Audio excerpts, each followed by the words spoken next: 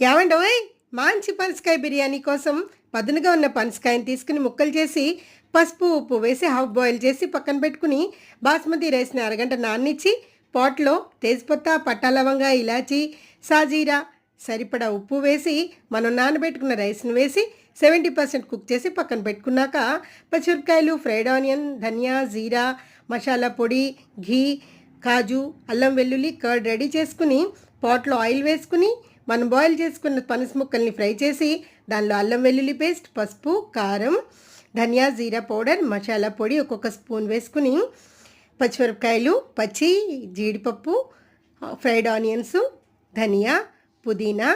Curd కొంచెం నెయ్యి వేసి కొంచెం వాటర్ వేసి బాగా కుక్ అయిన తర్వాత సగం తీసేసి రైస్ని కర్రీని లేయర్స్గా వేసుకుని దమ్ము మీద ఉడకనివ్వండి. కొంచెం కొత్తిమీర చల్లి మూత పెట్టేయండి. అంతే, చాలా టేస్టీగా ఉంటుంది. తప్పకుండా